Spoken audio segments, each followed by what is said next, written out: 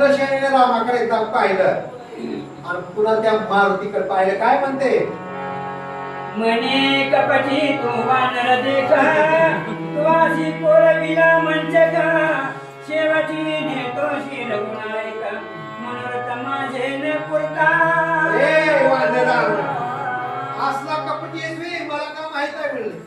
अरे कोणीपूर माझा संसार पडलास की ना, राम ना नवरा कोणतं बी राहू दिलीस माझं. हं? एवढा कपटी आहेस म्हणून मला वाटत नव्हतं. मला वचन दिलास, रामाला आणलास, पलंग बी मोडायला तूच लावलास, लावलास ती लावलास.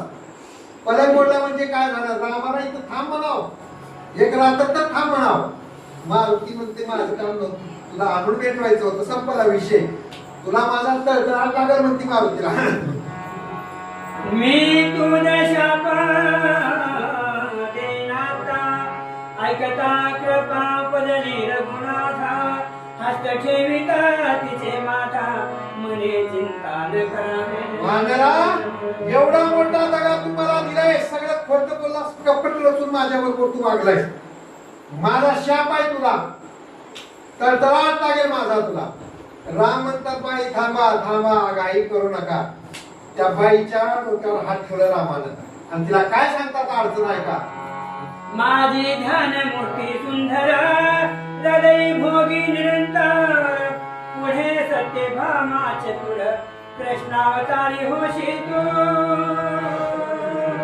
रामाने एकच सांगितलं, आता शिवी देऊ नको, शाप देऊ नको, त्याची काही चूक नाही, पण मी बी धर्म संकटात आहे. तू जी म्हणते ती मी या अवतारात पूर्ण करू शकत नाही.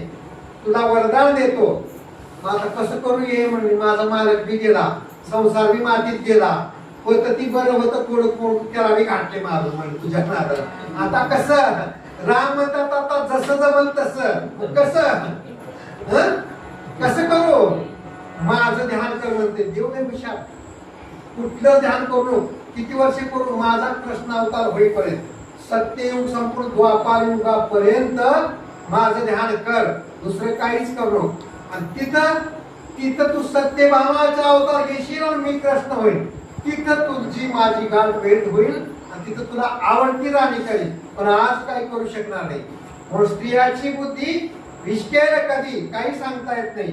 एवढ्या मोठ्या राजाची पत्नी जर असं करते, जगातल्या सामान्य स्त्रियांचं कोण बोलावं? हा, ऐशे बोलता गुणा